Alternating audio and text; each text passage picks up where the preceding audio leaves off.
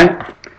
Det vi skal til nu er, at vi skal lave en ny menustruktur på den hjemmeside, som ender med at komme til at hedde base8.dk. Det er udviklingssiden, vi har liggende her. Det er menustrukturen heroppe i toppen, menustrukturen under menustrukturen hernede i siden, vi skal ændre. Du får tilsendt den her af mig, hvor menupunkter 1, altså over menupunkterne, og så menupunkt 2 under menupunkterne står. Og der findes kun 2 niveauer på den her. Der hvor vi arbejder er inde i det her, det kender du godt.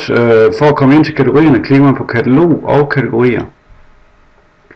Vi arbejder på en server, der ligger i Indonesien på de her udviklingssider, så det går lidt langsomt. Men herude i venstre side ligger kategorierne. Jeg har ændret den første, det er den, der hedder bruger, så vi går videre og tager den næste. Den klikker vi på, og så kommer vi ind, hvor vi kan rette i den. Du skal ikke tage dig af, at de hedder noget andet. Det skal jeg nok fortælle dig lige om lidt, hvorfor de gør det, fordi vi har kopieret det fra Livin og direkte over. Så derfor skal vi gå ind og omdøbe de eksisterende kategorier, i stedet for at lave nye. Vi klikker over på den her og ser, at den næste i feltet, som er et underpunkt til overmenuen, der hedder bord, ligesom madrasser står her, står cafébord der. Vi kalder den cafébord.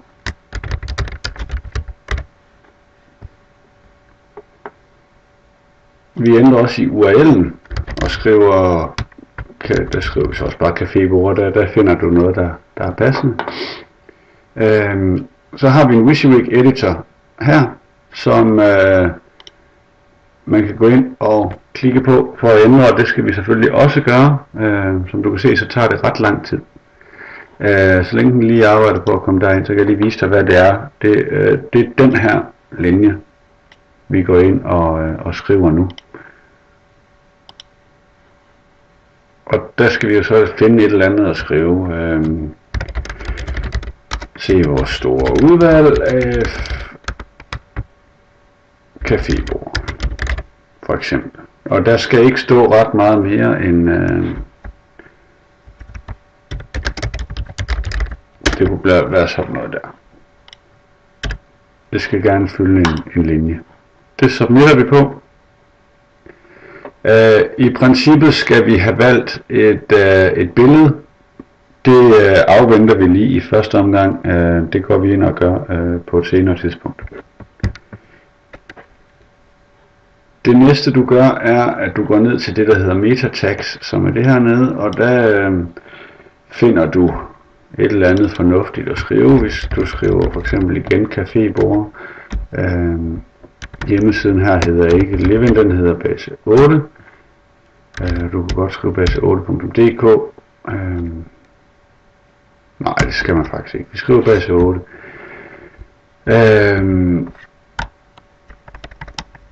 Så skriver vi for eksempel cafébord til et hvert behov.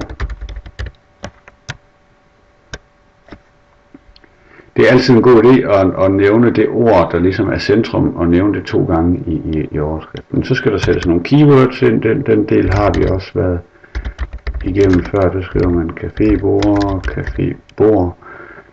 med mellemrum.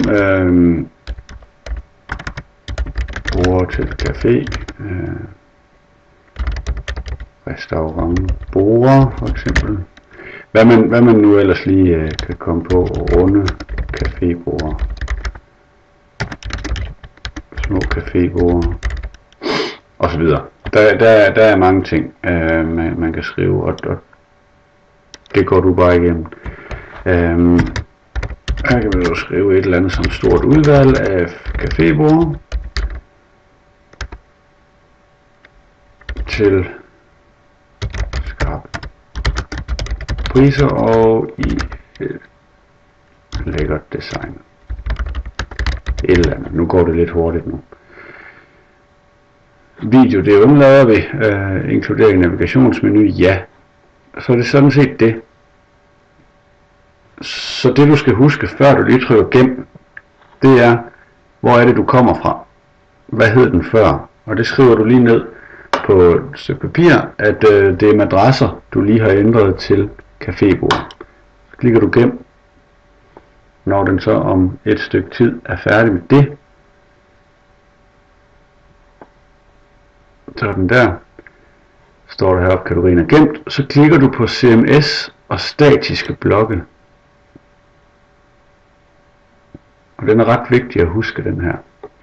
Så finder vi den, der hedder SEO-kategori-madrasser, fordi det er madrasser, vi lige har lavet.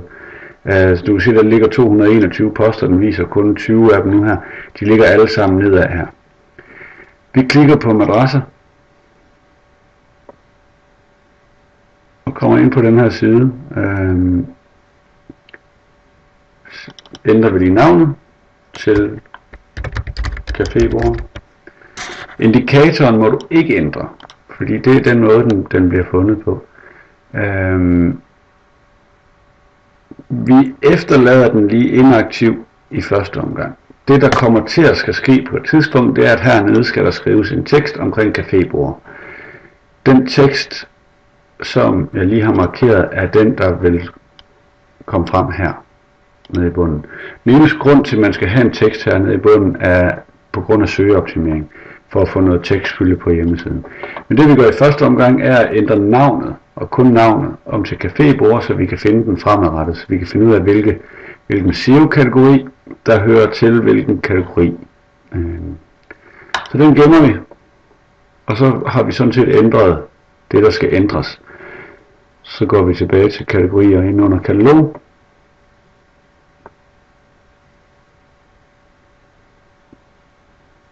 Og ser, at den er ændret der. Og hopper på den næste, som så er sengerammer. Som en afsluttende bemærkning, så kan du for eksempel se, at der er 1, 2, 3, 4, 5, 6, 7 underpunkter.